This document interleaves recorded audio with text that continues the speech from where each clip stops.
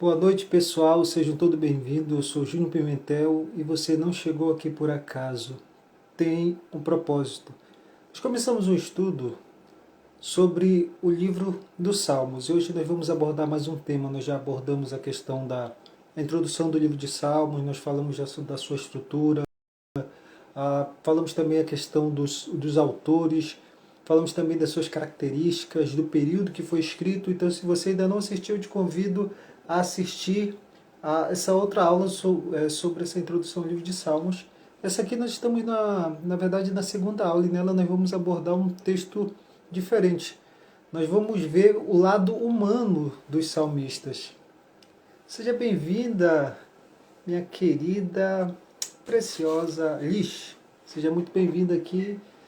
Você é muito especial de estar conosco nesse ambiente aqui. Deixa eu enviar o avião aqui para as pessoas. Nós vamos já começar a nossa aula. Boa noite, Liz. Seja bem-vinda a essa aula. Seja bem-vindo.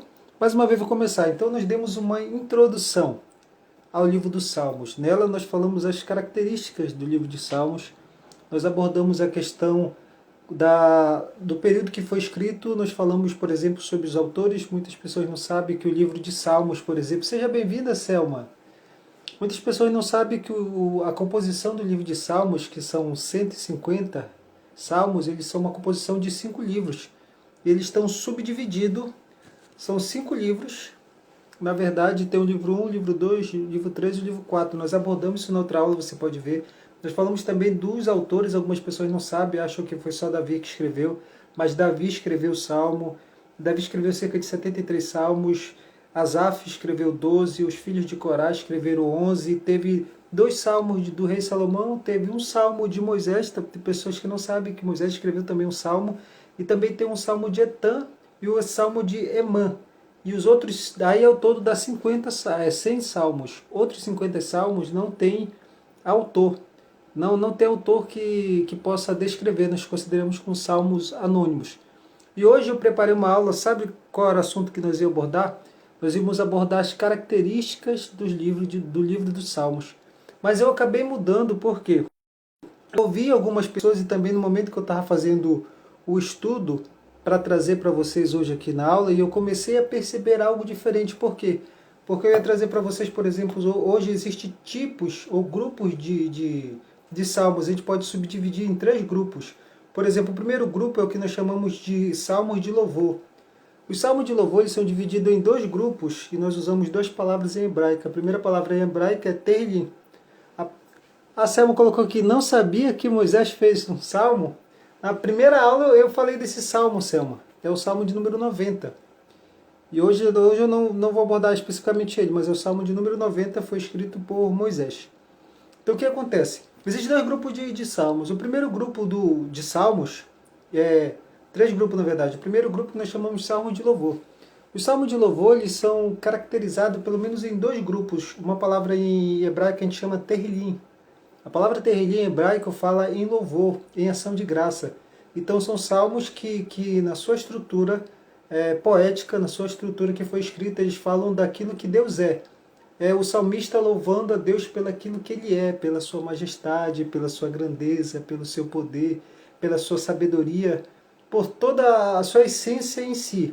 Mas existe também o segundo grupo de salmos dentro da característica do louvor, que nós chamamos de Todá. Todá é a palavra agradecimento no hebraico, a palavra Todá. A palavra Todá no hebraico significa agradecimento. Então são agradecimentos a Deus pelo aquilo que Ele fez. Então se Tehillim é ação de graça pelo aquilo que Deus é, Todá, que é agradecimento, que é a questão do agradecimento pelo aquilo que Deus fez, pelas obras que Ele fez, pelo livramento que Ele dá, por exemplo, na minha vida, pelo livramento que Ele dá na sua vida, pela restauração, por tudo aquilo que Ele faz de modo geral. Seja bem-vinda, Van.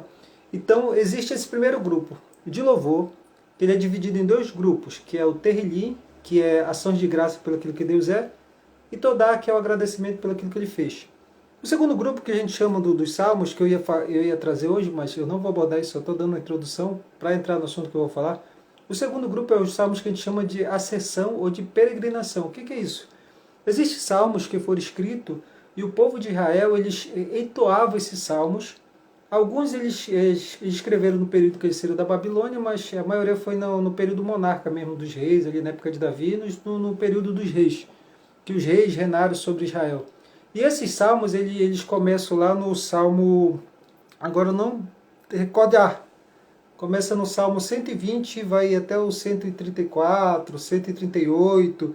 Existem alguns grupos de salmos que a gente chama salmo de peregrinação. O que é? São salmos que o povo cantava para ir para Jerusalém. Então existe, por exemplo, a festa do tabernáculo, tinha a festa das celebrações que tinha em Jerusalém. Então o povo, quando eles peregrinam da sua cidade para Jerusalém, eles vão cantando esses hinos.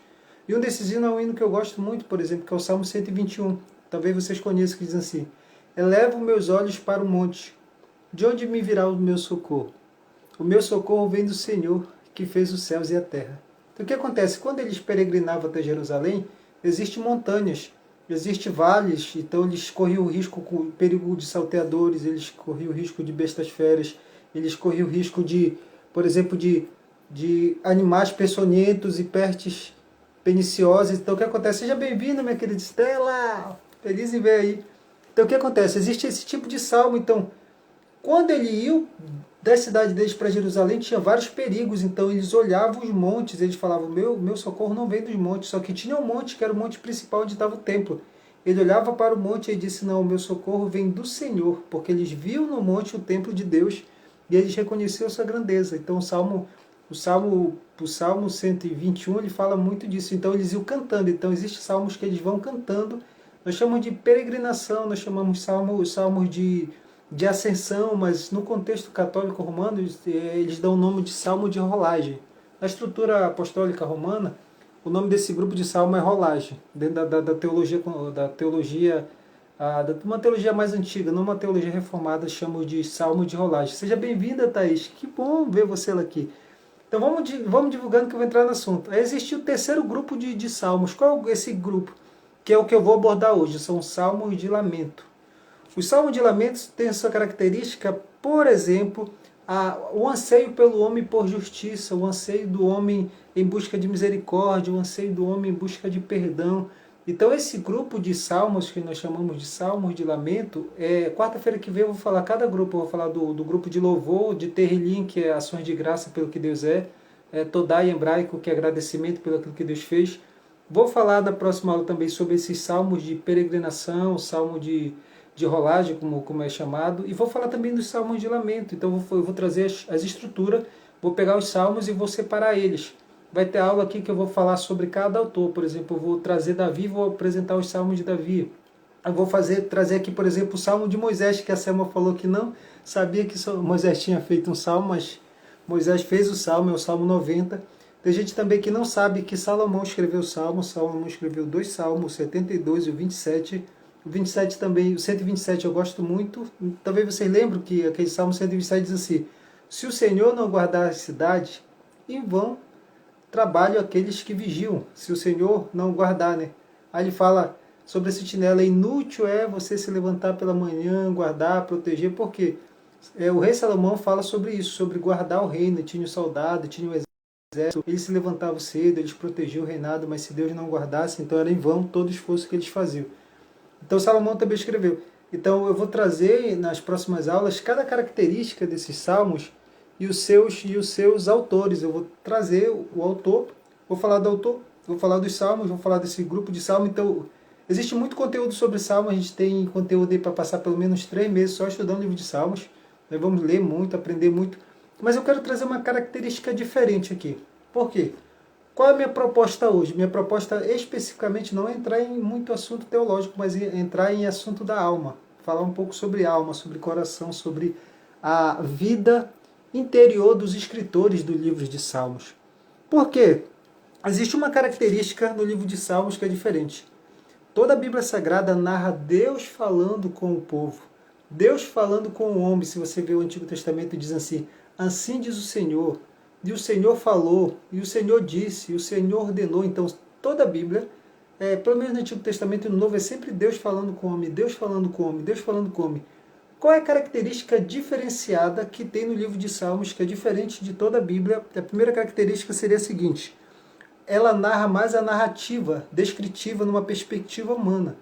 Então o livro de Salmos trata mais, o salmista trata mais o homem levando os seus anseios para Deus, o homem falando das suas limitações para Deus, o homem falando das suas fraquezas para Deus, o homem falando de tudo aquilo que perturba a sua alma, de tudo aquilo que perturba o seu coração. Então, essa é uma primeira característica, por isso que eu trouxe a proposta hoje, e eu vou começar agora, já dentro da proposta que eu trouxe hoje, que é a seguinte: o lado humano dos escritores que foram inspirados por Deus para escrever o livro de Salmos, os Salmos. O lado humano deles.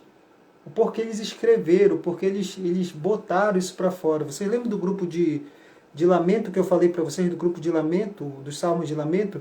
Os Salmos de lamento também eles tinham uma característica que era diferenciada, que era tipo, existe alguns salmos jurídicos. Não sei se você sabe, mas existe alguns salmos jurídicos. Nem todos eles entraram na Bíblia, mas alguns entraram. Júnior, o que é um salmo jurídico? Era o seguinte: quando alguém fazia alguma coisa errada, ou tinha um comportamento errado dentro dos limites de Israel, se ele não fosse pego, ele conseguisse chegar ao templo, ele conseguia fazer tipo uma carta, e nessa carta ele poderia prestar a sua defesa. Por quê? Porque quando ele chegava no templo e ele não era pego, e depois as pessoas chegavam atrás dele, eles pegavam essa carta, e eles liam, o sacerdote, o sumo sacerdote lia essa carta. E no momento que esse sumo sacerdote lia essa carta, era o seguinte: era uma petição escrita, uma carta jurídica, que aquele homem estava apresentando diante de Deus como juiz, diante de Deus como legislador. Então o sumo sacerdote estava só representando ali uma autoridade, mas na verdade a pessoa em si, ela estava levando aquele salmo diante de Deus como uma petição, como um clamor, uma apresentação para que Deus tivesse misericórdia dele e o perdoasse. Então existem salmos com características jurídicas. Talvez você não saiba, mas nós vamos com calma aqui apresentar uns. Eu vou, por exemplo, lembrar um fato Oi, Rosilda, eu vou lembrar um fato para vocês, por exemplo, que expressa... Tem várias histórias no Antigo Testamento, mas eu vou lembrar um fato para vocês no Novo Testamento. Você lembra quando aquela mulher foi pega em adultério? O que fizeram com ela? Pegaram ela e levaram diante do templo, em frente ao templo, para que os sumos sacerdotes julgassem. Vocês veem? Porque às vezes o templo servia como uma espécie de tribunal também. Então tinha essa característica no Antigo Testamento do templo servir como algo que fosse para apresentar julgamento. E você lembra que eles levaram até ali aquela história daquela mulher, e Jesus, ele se apresentou ali, e levaram diante de Jesus querendo pegar Jesus, querendo questionar Jesus, querendo encontrar falha. Por quê? Porque se Jesus mandasse apedrejar nela, ele ia cumprir com a lei. E se ele cumprir com a lei, então ele ia agradar um grupo, depois ele ia desagradar um outro. E se ele não mandasse apedrar, ele também estava quebrando a lei. Então se ele mandasse apedrar, ele estava cumprindo a lei, mas ele estava desfazendo tudo aquilo que ele ensinou. E se ele não mandasse apedrar, ele estava quebrando a lei, então ele era digno também de morte. Então o que Jesus fez? Eu quero te passar um código aqui. Existe momento de angústia na nossa vida, existe momentos de tribulação e pressão, que a melhor resposta que você deve dar é o silêncio. Todo mundo fala só o que Jesus falou. Quem não tem pecado, tira a primeira pedra. Todo mundo centra no que Jesus falou, mas você precisa, antes de centrar no que Jesus falou, tem que centrar naquilo que ele fez. Todo mundo falou, Jesus ficou calado por algum tempo, ele ficou escrevendo na terra, em silêncio. Então existe um momento que você precisa dar o silêncio como resposta. Primeiro ele ficou com silêncio, depois ele deu a resposta para o sumo sacerdote. Então às vezes o templo... Seja bem-vindo, mano, meu irmão chegando aí, Cristiano, seja bem-vindo. Então o que acontece? Então existem momentos que o templo servia como lugar jurídico, mas eu não quero entrar também nessa questão, vou deixar para a próxima aula. Então era mais ou menos essa aula que eu tinha preparado para hoje. Mas o que eu quero falar com vocês? Eu quero falar com vocês esse lado humano dos escritores, dos livros, de todos os salmos, né? Na verdade, como eu falei, os salmos têm essa característica de apresentar o lado humano, o homem falando com Deus, o homem clamando a Deus, o homem pedindo misericórdia de Deus, o homem apresentando os anseios dele, apresentando as falhas, apresentando as suas necessidades. Agora eu quero entrar algo profundo com vocês aqui. Eu quero que onde você esteja, você imagine, por exemplo, você está na sua sala, não sei se você está na sala, na cozinha, mas Mentaliza comigo uma imagem, eu vou contar, vou trazer uma alegoria, vou narrar uma história para me falar de um salmo aqui. Imagine agora, nesse momento, um homem chegando na sua casa e batendo na sua porta. No momento que esse homem bate na porta, você abre a porta. Você vê um senhor de idade, seus cabelos brancos, esse homem está muito cansado, esse homem está angustiado, esse homem está triste, esse homem está um pouco desamparado, e você convida ele para entrar. Você convida ele para entrar no seu lar. E ele entra. Você oferece uma cadeira para ele. E você vai conversar com esse homem, com esse senhor de idade. E quando você vai conversar com esse senhor de idade, ele fala assim: Estela, Cristiano, Rosildo, ou minha querida Liz, está aí também, a Van.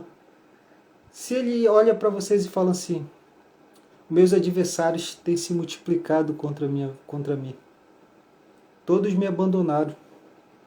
Eu estou profundamente angustiado. Reconheço que eu errei na minha vida. Reconheço que eu tomei decisão errada. Não tenho conseguido dormir. Eu tenho perdido meu sono. Eu tenho estado entristecido. Eu tenho estado angustiado. Eu não tenho lugar aonde pousar. Tenho estado como um fugitivo. Estou profundamente triste. Eu tenho chorado noites inteiras. Tem noite que eu não tenho nem dormido. E quando esse senhor de idade acaba de falar com você, aí você pergunta para ele: meu senhor, como é o seu nome? E ele vai olhar para você e vai dizer: meu nome, eu sou o rei Davi. Imagine o rei Davi falando isso para você. Imagine o rei Davi. Davi, sim, Davi. Vocês conhecem Davi? Vocês já ouviram falar de Davi? Davi é aquele homem que era um jovem ainda, bem moço, cuidava das suas ovelhas de seu pai, das ovelhas malhadas. Ele foi rejeitado sim pela sua família o tratava mal, o tratava com indiferença. Ele não sentava na mesa com seus irmãos. Ele cuidava das ovelhas malhadas, que eram... Outro dia eu falo isso, que eram as ovelhas defeituosas. Mas ele foi um dia na batalha, ainda muito novo, ele não estava com idade para a guerra, e ele foi ali ver uma batalha muito grande. Um homem e um povo e um exército envergonhando Israel, zombando de Israel. E tinha um homem com mais de 3 metros chamado Golias. E Davi se propôs a lutar com esse homem. E Davi lutou. E Davi venceu Golias. Tente imaginar Davi vencendo Golias. Tente imaginar Davi derrubando aquele gigante que o afrontava e venceu aquela batalha. Desde lá Davi teve acesso à casa do rei. Ele casou com a filha de Saul porque era o prêmio para quem vencesse aquela batalha. Davi conseguiu que a sua família fosse isenta de impostos. Davi foi cercado de riquezas. Mas aí Davi começou a ser um grande soldado, começou a vencer batalhas contra povos, contra exércitos, foi ganhando território, foi crescendo, foi estabelecendo o reino dele, até que chegou o momento que ele assumiu o trono de Israel. Primeiro do reino do sul, depois do reino do norte. Primeiro ele assumiu Judá, depois assumiu todo o reinado. Davi, um grande rei, um homem que conquistou grandes batalhas, um homem que conquistou grandes guerras. E ele começa a expressar nos salmos. Davi escreveu 73 salmos. Eu não vou ler todos porque são muitos. Mas Davi teve um filho, e esse filho ele o amava. Era filho de Maaca, uma das suas esposas. Era o terceiro filho dele. O nome dele era Absalão. Absalão tentou usurpar o trono do rei Davi. Sabe o que ele fez? Ele se levantou contra o pai dele. Levantou o exército e saíram à perseguição de Davi. Absalão começou a perseguir Davi. Davi ia fugindo de um lugar para o outro, e Absalão com um grande exército atrás, para tentar matar o próprio pai. E naquele momento de angústia, e um momento de fraqueza, de luta interna de Davi, Davi começou a clamar, dizendo: Senhor, os meus inimigos têm se multiplicado contra mim. A minha alma tem estado angustiada, a minha alma está abatida. Eu não sei o que eu faço. Parece que para mim não há salvação. Eles, os outros, zombam de mim, dizendo: cadê o teu Deus? Não existe mais salvação para ti. A tua história acabou, a tua vida acabou. E Davi começa a escrever os salmos. Que salmos incríveis. E no salmo, querido, você que está aqui, querida, Davi, apresenta suas fraquezas, Davi apresenta suas falhas. E no final nós entendemos que no final também Davi tinha confiança, fé e a fidelidade em Deus. Ele confiava no Senhor, mesmo na sua fraqueza. Ele falava: Senhor, eu estou angustiado, eu estou abatido, eu não consigo dormir, eu tenho estado perturbado, mas eu confio no Senhor. A minha esperança está no Senhor. Eu não tenho onde morar, eu não tenho onde dormir, eu estou sendo perseguido, eu estou fugindo de um lado para o outro, mas eu sei que o Senhor é o meu refúgio. Muito exército tem se levantado contra mim, mas o Senhor é minha fortaleza. Apresenta a humanidade do salmista. Apresenta as suas limitações, as suas fraquezas, as suas angústias. Querido, você precisa conhecer o Deus dos Salmos. Quero falar para vocês aqui. É uma aula, mas já estou mudando. Era só para me dar aula, mas eu já estou falando de... Ai. Vou tentar me concentrar aqui. Mas preste bem atenção. Davi, ele expressa suas fraquezas. Mas eu e você precisamos conhecer o Deus dos Salmos. Sim, o Deus dos Salmos. Porque nós amamos a história de Davi. Amamos os salmos que ele escreveu, as lutas que ele venceu. Mas veja o Deus dos Salmos. Por quê? Porque Davi adulterou. Davi mandou matar o esposo de uma mulher que era um dos seus soldados, Urias. Ficou com a esposa dele, adulterou, desobedeceu a Deus, contou o povo, contra a vontade do Senhor. Então ele seria um homem adúltero, um homem assassino, talvez seria um homem que de alguma forma desobedeceu a Deus. E Deus permitiu que os salmos de Davi estivessem na Bíblia. Que Deus é esse que a gente precisa conhecer? Um Deus que perdoa os nossos erros, um Deus que perdoa nossas falhas, um Deus que reconhece as nossas fraquezas, um Deus que reconhece literalmente o nosso lado fraco, as nossas limitações. Eu sou apaixonado, eu não digo apaixonado, mas eu amo Deus de todo o meu coração. Eu amo Deus de todo o coração. Não existe outro bem maior, não existe outra riqueza maior e excelente que não seja Deus na minha vida. E assim eu apresento esse Deus para você no momento de angústia. Seja bem-vinda, Josi. Seja bem-vinda, Vera Diniz. No momento de angústia, no momento de tribulação, no momento de dor, você precisa conhecer o Deus dos Salmos. E agora eu quero apresentar um salmo para vocês de um lamento.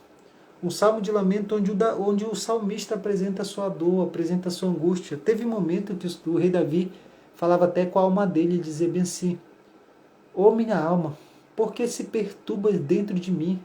Ele gritava, ele clamava, ele falava com ele mesmo, ele olhava para dentro dele. Boa noite, querida Joyce. Ele olhava, essa minha amiga é um luxo. Ele olhava para dentro dele, Davi, ele gritava.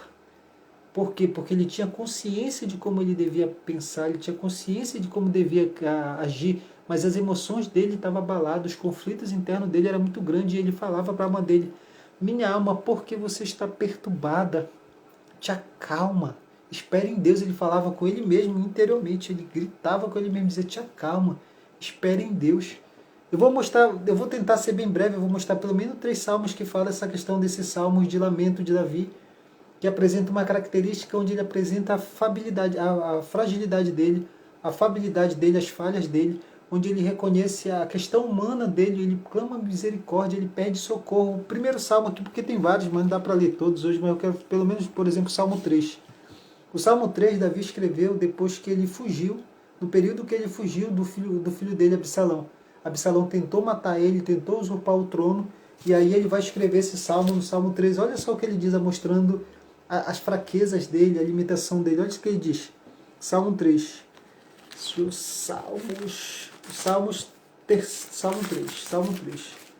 Salmo 3 diz assim: Senhor, olha só as palavras de Davi. Senhor, como têm se multiplicado os meus adversários. São muitos que se levantam contra mim.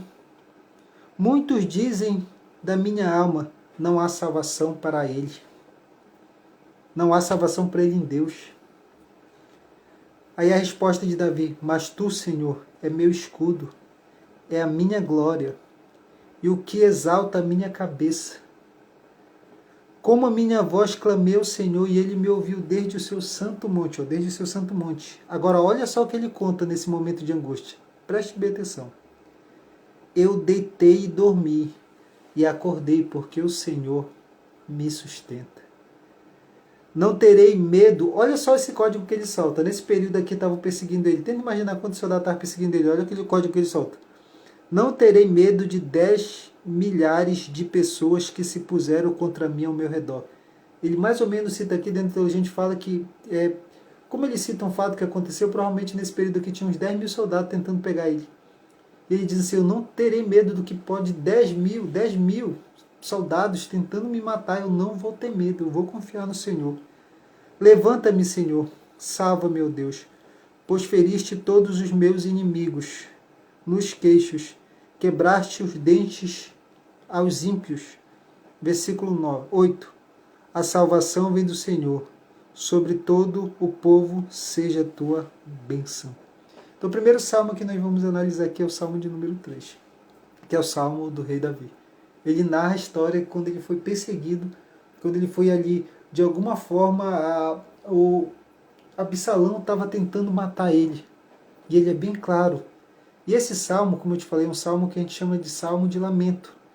Esse salmo de lamento que apresenta a humanidade do salmista, onde apresenta suas fraquezas, sua angústia, hoje é colocado para mim e para você, que a gente pode também pegar esse texto, a gente pode ler ele e entender que assim como foi contra Davi, algumas pessoas podem se levantar contra a sua vida, algumas pessoas podem tentar contra a sua vida, algumas pessoas podem tentar algo de ruim contra você, ou outras coisas piores, que não são pessoas, mas que decorre a questão do reino espiritual, onde o inimigo pode traçar planos contra a tua vida, alguma batalha espiritual, alguma coisa se relacionada com uma ação maligna sobre a sua vida, alguma enfermidade, algum problema pode vir de uma forma muito grande contra a sua vida, e você reconhece as suas fraquezas, as suas limitações, assim como o salmista reconheceu. Ele disse, Senhor, os meus adversários têm se multiplicado. Eles estão falando assim, não há salvação para mim. Mas ele, o que ele fez? Ele olha aqui e diz assim, não. Muitos dizem que não há salvação, mas ele fala, Senhor, Tu é meu escudo, Tu é minha fortaleza. O Senhor tem ouvido a minha voz do Teu santo monte. E ele disse, eu deito e pego no sono, e acordo porque o Senhor me sustenta. A minha vida e a sua vida e a vida do salmista está na mão de Deus. E ele encerra falando sobre salvação. Aí tem o Salmo 6, que também é de Davi. Olha só o que Davi fala, eu vou ler o 6, depois eu vou ler o 13. O 6 diz assim, Senhor, não me repreendas na tua ira, nem me castigues no teu furor. Tem misericórdia de mim, Senhor, porque eu sou fraco. Olha aqui, olha o que Davi está falando. Aqui é depois dos erros dele. Senhor, não vem contra mim na tua ira, pedindo misericórdia, o salmista. E aí olha o que o salmista Davi reconhece. Tem misericórdia de mim porque eu sou fraco. Porque eu sou fraco. Existe o código da fraqueza. Já falei para vocês aqui na live passada. Fiquei 3 horas aqui. Eu falei sobre o código da fraqueza. O princípio do reino ele não é igual ao princípio da terra. O princípio do reino, a cultura do reino, o reino estabelecido na terra, ele é contrário ao reino estabelecido pelo homem. Adão quebrou lá no Éden o vínculo com o reino. Adão quebrou ali o seu relacionamento com o reino. Ele pediu independência. Então o homem pediu independência do reino de Deus. O princípio do reino não é igual ao princípio da terra. No princípio da terra, feliz é aquele que se alegra. No princípio do reino, feliz é os que choram. É totalmente diferente. É ao contrário. Diferenciadamente diferente. Então o que acontece? Este homem aqui, o salmista Davi disse, eu sou fraco. Você lembra o que diz em 2 Coríntios, que eu li naquele dia, 2 Coríntios 12:10? Quando Paulo clamou a Deus por misericórdia, disse, a minha graça te basta, porque o meu poder se aperfeiçoa na tua fraqueza. E aí o apóstolo Paulo disse, então eu vou me gloriar nas minhas fraquezas. Eu vou me gloriar nas injúrias, nas perseguições, nas necessidades, porque eu entendi, quando eu sou fraco, é que eu sou forte. Uma vez que o homem estabelece a sua força na sua própria força, uma vez que o homem estabelece a sua confiança em si, nós somos proporcionado ou indicado ao fracasso. Por quê? Porque nós somos pessoas falhas. Mas quando a gente se estabelece na nossa fraqueza, reconhecendo as nossas limitações e dependendo totalmente de Deus, é nesse momento em que as nossas fraquezas e as nossas limitações são aperfeiçoadas. E esse princípio é totalmente diferente. E Davi fala: Senhor, eu sou fraco, sara-me, Senhor. E ele pede uma espécie de cura. Senhor, porque os meus ossos estão perturbados, até os ossos dele estão perturbados. Os ossos dele estão perturbados, os ossos dele estão enfraquecidos. E existe um princípio que enfraquece os ossos. Eu não sei se tu sabe, mas está lá em Provérbios. Isso foi falado pelo Salomão.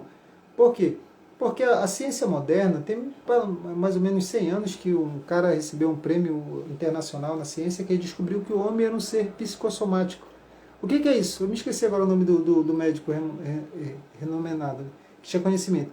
Ele descobriu que o homem era um ser psicossomático. E o que ele quis dizer? Ele quis dizer o seguinte, que o homem é uma soma, a psique mais soma. A psique é a mente, as emoções, é ligado ao corpo físico. Então ele descobriu na pesquisa científica, isso tem 100 anos, que o homem é um ser psicossomático. Então as tuas emoções, as tuas questões interiores, elas vão influenciar no teu organismo, elas vão influenciar no teu corpo. Se o teu lado emocional vai manifestar no seu corpo, aquilo que está no teu consciente, no teu subconsciente, vai manifestar no seu corpo. Então o corpo ele é ligado. Então, muitas pessoas estão adoecendo de ordem emocional. Mas 3.000 anos atrás, 1000 antes de Cristo e 2000 para cá, antes desse médico descobrir 100 anos, o próprio Salomão já falava sobre isso. O próprio Asaf, no Salmo 73, que depois eu posso ler aqui, 73, versículo 21, Provérbios fala, Salomão fala assim, que a pessoa que sente inveja apodrece os ossos. Inveja é uma emoção. Ossos é corpo. A emoção, psique, a soma com o corpo. O homem é um ser psicossomático, que é a questão emocional, a questão da alma ligada ao corpo físico. Então, por exemplo, o próprio Asaf, no Salmo 73, ele fala: o meu coração entristeceu, sinto picadas no meu rim. Talvez eu já contei para algumas pessoas que eu tive um problema renal e eu fiz um tratamento de 12 anos, fiz 2 cirurgias no rim. E esse problema, ele nasceu crônico, eu nasci com ele na verdade, mas ele se manifestou logo depois do acidente. E ele não foi especificamente devido ao acidente que eu sofri pela caçamba que atropelou, mas porque eu fiquei muito abalado emocionalmente. Então, como eu fiquei muito abalado emocionalmente com a perca da minha mãe, que se você não conhece meu testemunho, eu comentei um pouco aqui numa última live que eu fiz com a Estela e com a Clio, passava aqui no meu GTV, foi no dia que a gente fez sobre o movimento, que foi a palestra que eu falei sobre propósito. Então o que aconteceu? Por que ele manifestou mais a dor? Porque eu estava muito abalado emocionalmente. E o salmista diz, o meu coração entristeceu. O coração ali está falando da alma, está falando da mente, está falando das emoções. Ele falou, estou abalado emocionalmente, estou triste. E ele disse, eu estou sentindo picadas no meu rim, eu estou sentindo dor no meu rim. O meu rim, eu estou sentindo as dores dessa angústia no meu rim. Então o homem é um ser psicossomático. Então o que acontece aqui, voltando aqui para o Salmo? Davi ele começa a falar dessa angústia, das tribulações dele. Olha só o que ele fala, versículo 3. Até a minha alma está perturbada. Mas tu, Senhor, até quando? Volta, Senhor, livra minha alma, salva-me por tua benignidade. Então ele fala, Senhor, minha alma está perturbada, Senhor. Volta aqui comigo, porque minha alma está perturbada, me ajuda. Ele clamando por ajuda, por socorro, por misericórdia, ainda diz mais. Porque na morte não há esperança. E ele vai falando ali, porque na morte não há esperança, nem no sepulcro. Como alguém vai te louvar no sepulcro? Agora olha o versículo 6 que ele fala, talvez você esteja passando por isso. Ele diz assim, já estou cansado do meu gemido. Toda noite faço nadar a minha cama e molho o meu leito com as minhas lágrimas. Olha as palavras de Davi. Já os meus olhos estão consumidos pela mágoa e tenho envelhecido por causa de todos os meus inimigos. Ele vai contando aqui, ó. Ele fala da alma e fala do corpo dele. Fala da alma e fala do corpo. Ele diz assim, ó. Seja bem-vinda, Pri. Ele fala assim, ó. Senhor, já estou cansado do meu gemido. Você sabe o que é o gemido? A palavra gemido no hebraico, eu acho que você já passou por isso. Tem uma frase no meu livro que eu estou concluindo agora que eu digo o seguinte. Quando as tuas palavras faltarem, as tuas lágrimas tornam-se oração diante de Deus. Seja bem-vinda, Lúcia, Ana Lúcia. As suas lágrimas se tornam oração diante de Deus. Quando lhe faltar palavra, o salmista diz assim, ó, já estou cansado do meu gemido. O que é um gemido? Eu acho que você já enfrentou isso, ou talvez você esteja passando isso. Quando a gente está passando um momento grande de angústia e de dor, eu já passei por isso. Eu já passei por isso com a perda da minha mãe, já passei por isso quando eu sofri outro acidente, já passei por isso quando eu me frustrei na vida com algumas pessoas, já passei por isso quando eu fiquei internado, na UTI, aquele processo todo. Eu passei por isso. Chegou um momento na minha vida que eu sofri uma angústia tão grande que eu estava morando sozinho. Eu contei para vocês aqui, né? Eu fui para a capital sozinho, não conhecia ninguém, estava doente, aí tinha que me sustentar, tinha que ir para o hospital, tinha que comprar remédio, aí tinha dia que eu passava mal no hospital, ficava dias no hospital, não tinha ninguém para me acompanhar, ficava sozinho. Depois eu saí do hospital, não tinha dinheiro para voltar para casa, tinha que voltar andando, andar 3, 4 quilômetros, até onde eu estava morando, morava num quartinho de 2 por 2. Aí minha cama era um papelão no chão, meu travesseiro era a minha mala, né? E teve um momento de angústia tão grande que eu chorava, só chorava, só chorava. Eu tentava falar alguma coisa, não conseguia sair, não saía, eu só soluçava. Ficava aqui, eu não conseguia falar nada. É esse estágio aqui que Davi está falando, o meu gemido. Ele estava numa angústia profunda, numa depressão profunda, numa ansiedade profunda, que ele não conseguia verbalizar a palavra, ele só chorava. Ele só chorava, só gemia.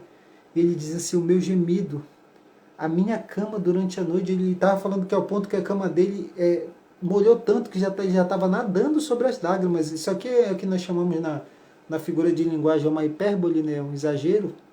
Mas só que ele está tentando explicar o momento de angústia profunda que ele passou. Não que ele chorou tanto que a cama virou uma piscina, não é isso que eu estou falando. E também não é isso que o Salmo está falando só uma hipérbole, uma figura de linguagem. Tem a Vana que falou que tem um louvor que retrata esse momento, sim. Eu peguei um código, eu vou compartilhar para vocês aqui. Eu peguei um código no gemido. Eu peguei um código no gemido. Foi aquilo que eu falei, que eu escrevi, porque quando as tuas palavras faltam, as tuas lágrimas se tornam oração diante de Deus. Cada lágrima que eu derramava se tornava uma palavra diante de Deus. Eu não conseguia verbalizar, mas aquela lágrima se transformava. E Deus veio ao meu encontro. Deus curou minhas feridas, restaurou minhas emoções, curou a minha parte interior, me perdoou dos meus defeitos, das minhas falhas, de tudo que eu fiz de errado. Me transformou num novo homem, numa nova pessoa. O gemido trouxe muita paz no meu coração. O Espírito Santo veio e trouxe paz, trouxe amor. Hoje não, hoje eu tenho gestão da emoção, né? Mas até chegar nesse nível eu sofri, mas sofri bastante. E ele fala aqui, ó, o meu leito, ele fala, estou a noite toda chorando.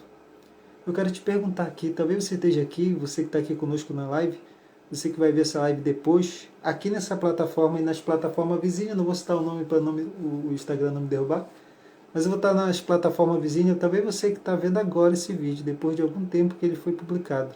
Essa mensagem também é para você, essa mensagem é para o seu coração. Você está chorando, você está gemendo. Eu falo para não se preocupar. Tem outro salmo que eu não vou ler hoje aqui, mas eu vou falar dele no outro dia. Ele fala que as nossas lágrimas eles são colhidas por Deus, pelo anjo. E eles estão no que nós chamamos de odre. Toda lágrima tem um código muito forte. Toda lágrima que você derramou, ela está sendo colhida. Toda lágrima que você derramou está sendo guardada. Está sendo... são especiais para Deus. E aí você fala assim, mas Júnior, não tem sido fácil. Eu me lembro de uma visão, eu estava falando com uma pessoa hoje sobre Isaías 46. Se você não conhece, eu convido você a dar uma lida com calma. Isaías 46, versículo 9 e 10, que ele fala assim, eu sou o Senhor, não existe outro igual a mim. Ele disse, eu anuncio o fim antes do começo. Eu faço o fim antes do começo. Primeiro ele termina, depois ele começa. Isso é um código muito louco. Se entender isso, você vai decolar na vida. E o que acontece? Ele dá uma visão para João.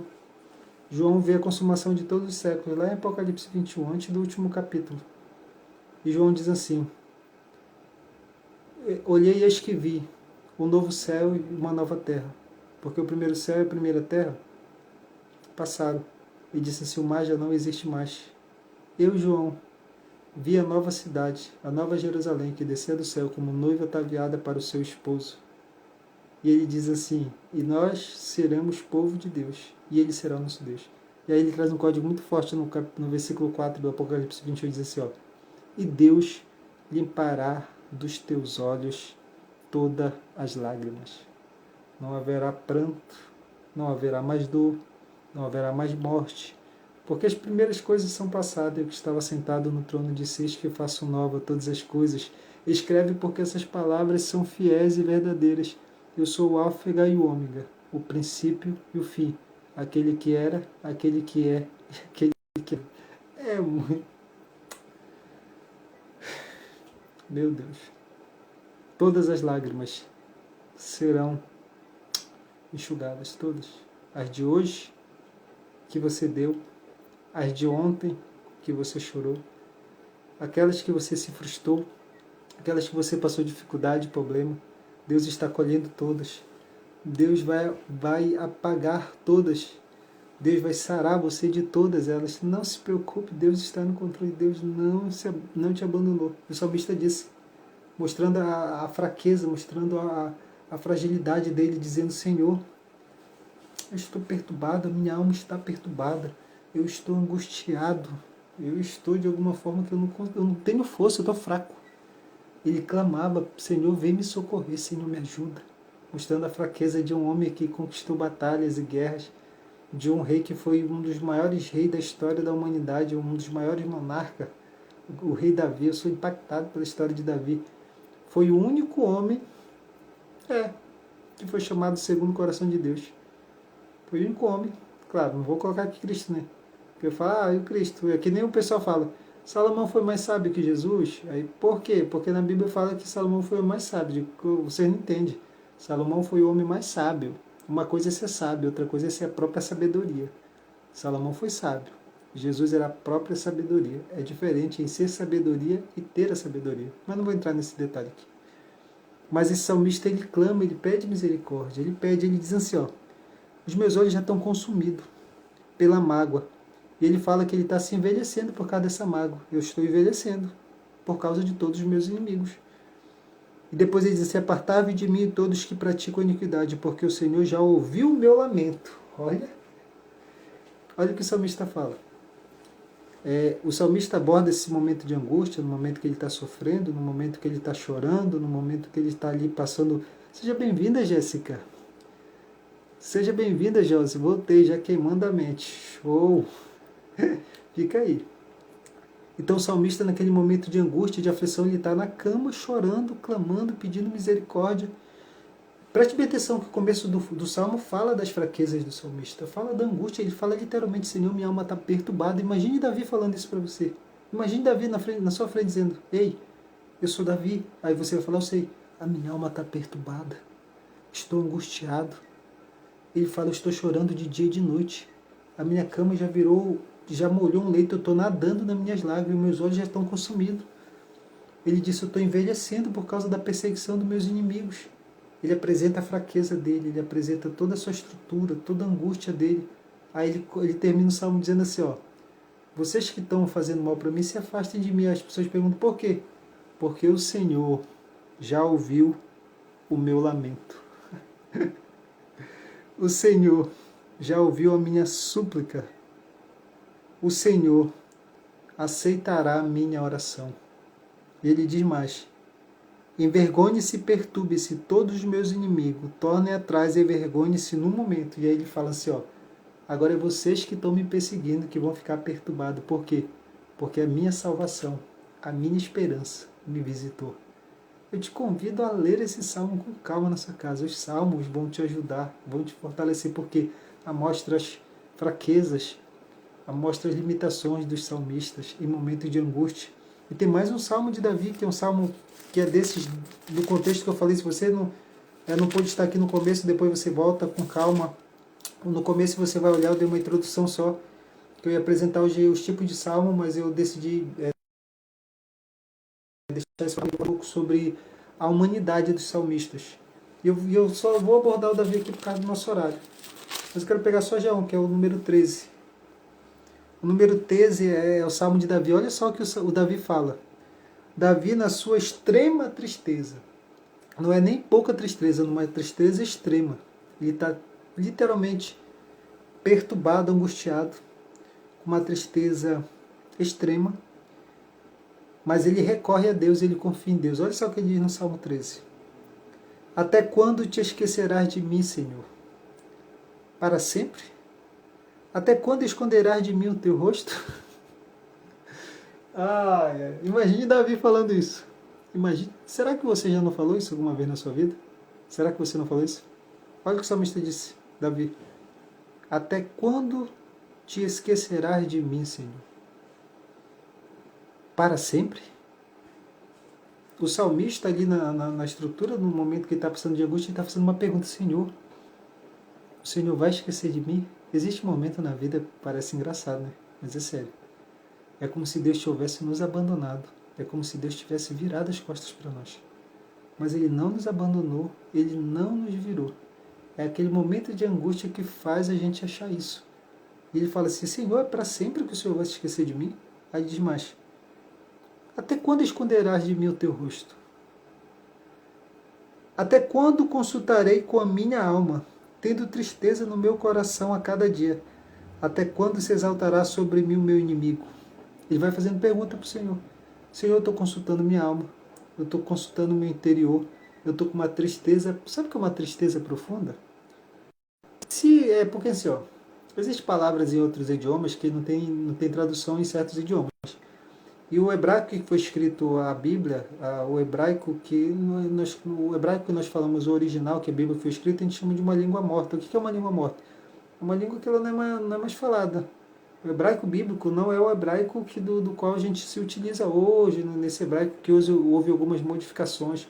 Mas o hebraico mesmo, que foi escrita a Bíblia, então a gente chama de uma língua que é uma língua que ela foi se desfazendo com o tempo, né? Então o hebraico que tem hoje é mais o hebraico contemporâneo. O que acontece? Então existem palavras que na tradução hebraica para o português elas têm uma outra conotação que a gente precisa pegar o significado para interpretar. Nós sabemos que existe um princípio básico, o pessoal só fala para a Bíblia, mas é para qualquer coisa ou para qualquer texto. Toda vez que você traduz um texto do original para um outro idioma, qualquer texto, né, a Bíblia, ele meio que quebra, não é 100% da sua essência, por causa da estrutura gramatical de cada idioma. Então aqui, ó, se fosse hoje que esse salmo fosse traduzido do hebraico, ele ficaria mais ou menos assim, ó. Até quando, Senhor? Até quando consultarei a minha dor,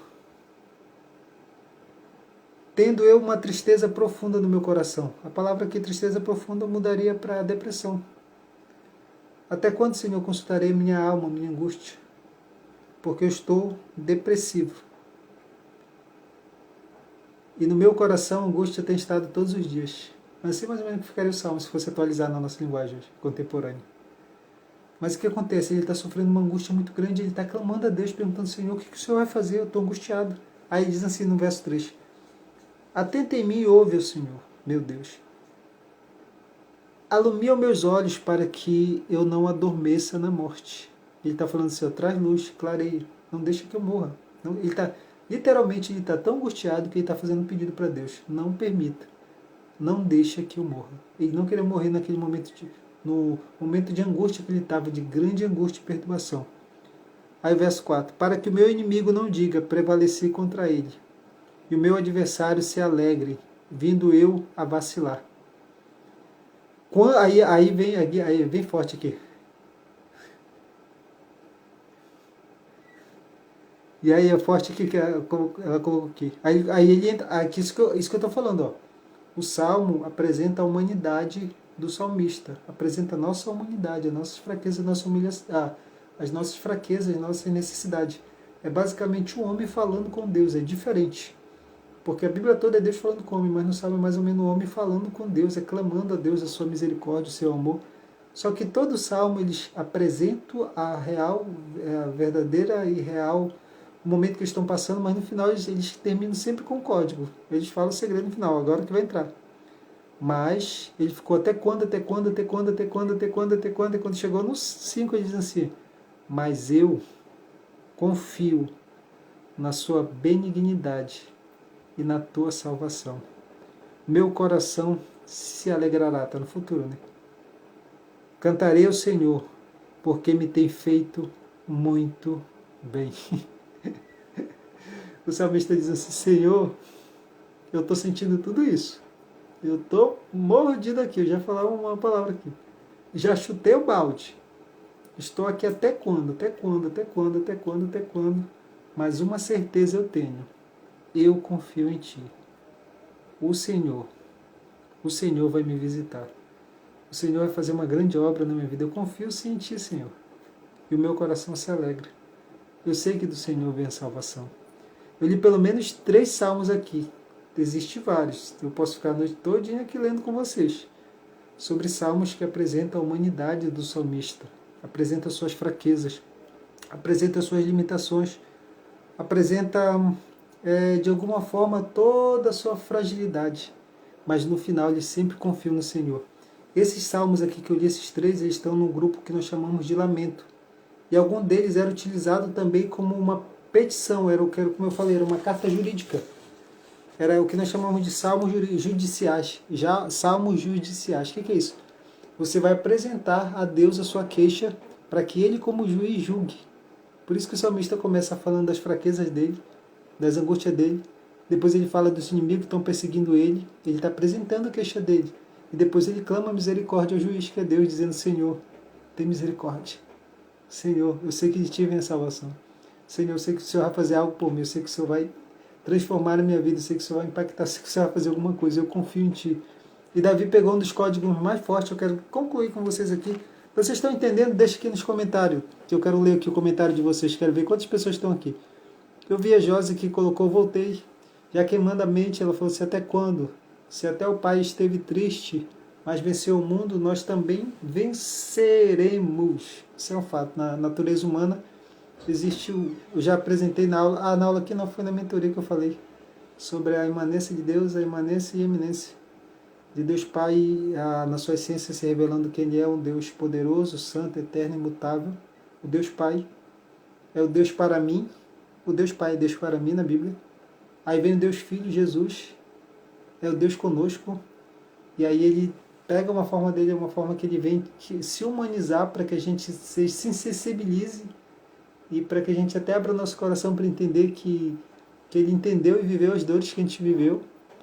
E aí vem o Deus Filho, que é o Deus conosco, aí a gente vê Jesus chorando, a gente vê Jesus sentindo fome, a gente vê Jesus com sono. Para quê? Para a gente aceitar a Deus, porque na nossa consciência, um Deus todo-poderoso que não sente dor, ele ficaria distante da nossa compreensão, de se aproximar dele. Então ele vem humanizar a situação e ele se apresenta um Deus para conosco. E depois, para ajudar todos os nossos conflitos internos, Jesus foi embora e deixou o Espírito Santo, que é o Deus conosco. É o Deus em nós. Então nós temos o Deus para mim, que é o Deus Pai. É aquele Deus que é a essência de Deus que não se pode ser alcançado, que não se pode ser compreendido. Aí vem o Deus conosco, que é um Deus que eu vejo Ele, que é um Deus que contrasta, não é que contrasta, eu ia usar a palavra errada, mas que humaniza a gente, porque o Deus, na sua essência, ele não pode ser cabido em espaço, ele não pode ser cabido em qualquer lugar, nem espaço, nem tempo. Tu acredita que até algumas expressões que a gente usa referente a Deus, se for levar o pé da letra de Deus na sua essência, a gente está usando elas errado? É que nem a palavra Deus é perfeito. O que é perfeito? Perfeito é uma palavra no latim que vem de perfecto. É algo que é feito, que está sendo modelado até a conclusão. E Deus não foi feito, não está sendo modelado e não chegará a uma conclusão. Então falar que Deus é perfeito é um erro. Então existem palavras que a gente usa para tentar descrever Deus na sua essência, mas a gente acaba de alguma forma tem a limitação sobre isso. Quando a gente fala Deus existe, falar Deus existe, você sabia que essa frase Deus existe também lá é uma frase que, se a gente falar, é uma frase errada quando se atribui a Deus? Porque para existir precisa de algo, de tempo que venha de algo. E Deus não existe, Deus é. Deus não existe, Deus é. Quando eu estou em fóruns de debate, na área científica ou na área do ateísmo, que a gente vai dialogar entre a existência ou não de Deus, eu já começo falando: olha, essa expressão é errada. Vocês falam que Deus não existe? Claro que Deus não existe, porque Deus é. Deus é, em essência, e não precisa de um tempo para a existência. Ele é autoexistente. Ele sempre existiu. Mas não vou entrar nesse assunto que é para não embolar a cabeça de ninguém. Vou voltar aqui para concluir. Então o salmista ele foi conhecendo, foi reconhecendo a sua essência, a sua grandeza, e ele concluiu com esse salmo. Olha só o que Davi chegou à conclusão dele sobre Deus. Uma das conclusões. No Salmo 139, onde ele fala de toda a sua grandeza, de toda a sua majestade, e também fala de um código sobre a gente. Ele fala sobre um código sobre nós. No Salmo 139 diz o seguinte: eu estou de volta, já falei. Estou de volta, estou 100% de volta, eu estou 1000% de volta. Decidi 3 anos viver a minha vida. Eu rasguei 3 páginas da minha existência, foi 3 anos. Eu tinha um projeto extraordinário, promissor, mas eu decidi fazer outras coisas durante 3 anos. Eu rasguei 3 páginas e recuperei agora meu livro. Então voltei a viver a história que outrora Deus havia programado para mim. Então o Salmo 139, que eu quero concluir, diz assim, ó: Senhor, Tu me sondas e me conheces. Quantos de vocês conhecem esse salmo aqui? O Salmo 139. Diz assim: Senhor, Tu me sondas e me conheces. Tu conheces o meu assentar e o meu levantar. De longe entendes o meu pensamento. Cercas o... falou em pensamento. Se eu falar o código para vocês aqui, eu não sei, tem coisa que às vezes eu não quero falar, mas eu vou falar. Você sabia que Deus não pensa, Deus não raciocina? Deus não pensa, Deus não raciocina, Deus sabe. É diferente. Pensamento e raciocínio é algo humano. Deus sabe. Continuando. Entendes o meu pensamento de longe. Diz assim: cercas o meu andar e o meu deitar, conheces todos os meus caminhos. Sei que haja uma palavra em minha boca, eis que o Senhor tudo conhece. Tu me cercas em volta, puseste sobre mim a tua mão. Tal ciência para mim é tão maravilhosa, tão alta, que eu não posso nem atingir. Para onde me irei do teu espírito, ou para onde fugirei da tua face? Se eu subir ao céu, tu estás. Se eu fizer minha cama no Sheol ou no Adner, a minha cama, eis que tu estás lá também.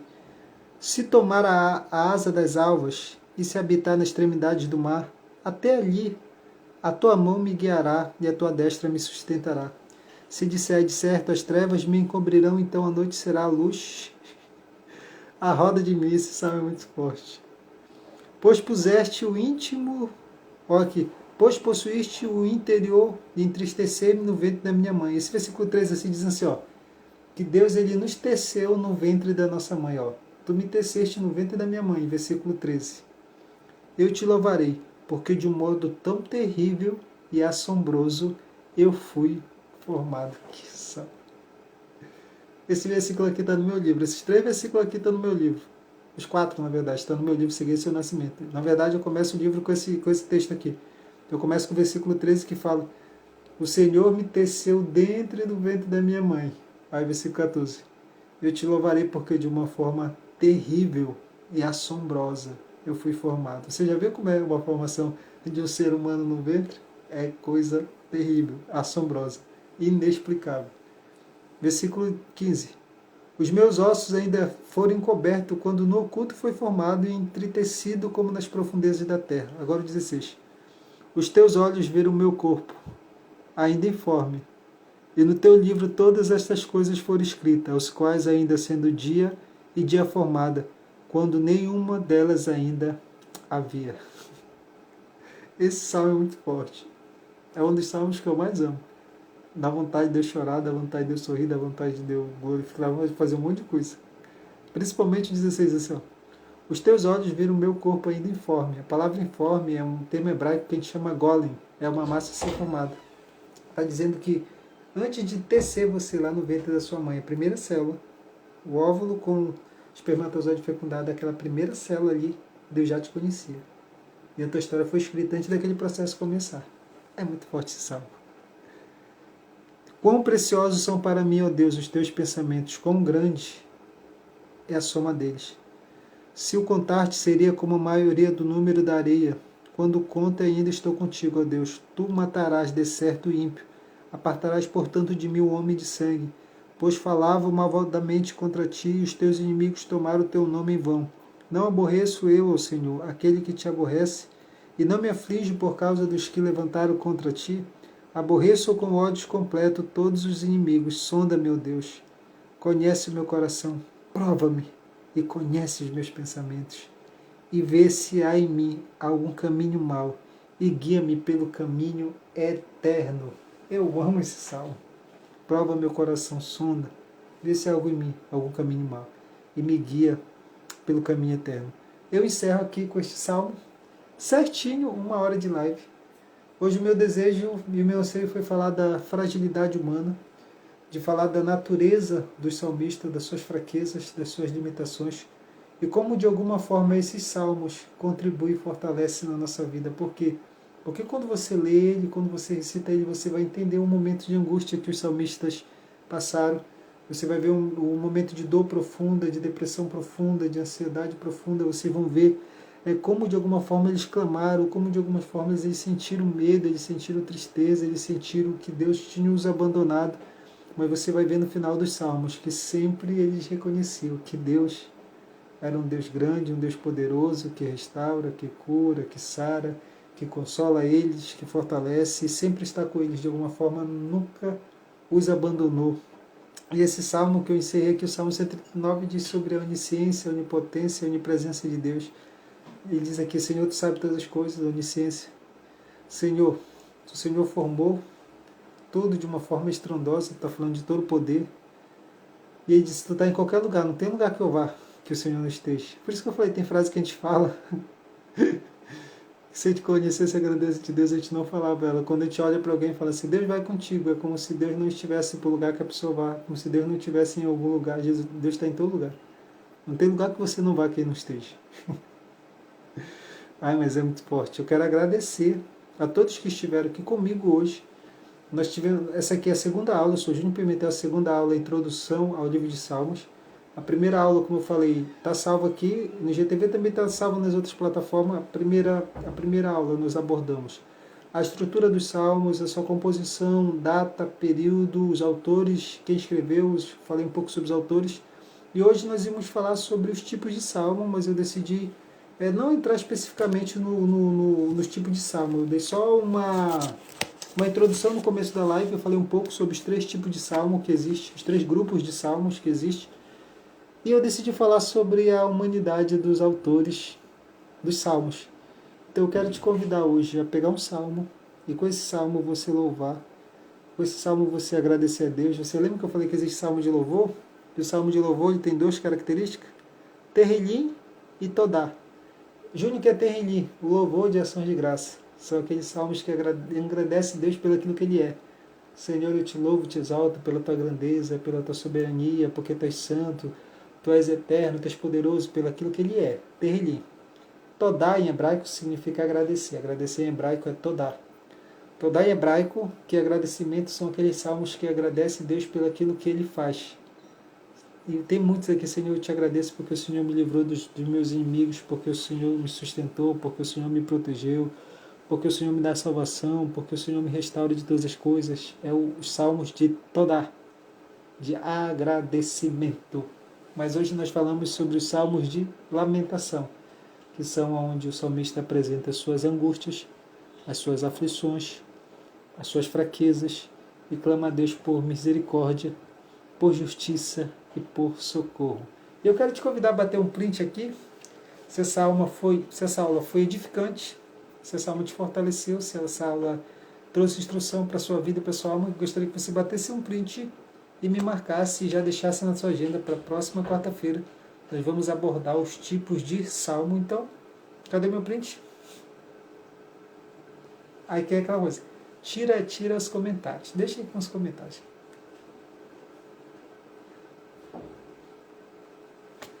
Acredito que já bateram, então eu quero agradecer vocês, gratidão e até a próxima aula. Encerro com aquela frase que eu sempre falo, você não chegou aqui por acaso, tem um propósito. Gratidão a todos que passaram aqui, a Estela, a minha querida Jéssica Mille, a querida Van, a Lucilene, a Pri passou por aqui, a minha querida amiga Liz passou por aqui, passaram muitas pessoas, a Rosilda passou por aqui, a Selma, passaram muitas pessoas especiais. Então, gratidão e até a próxima aula. Tchau, tchau.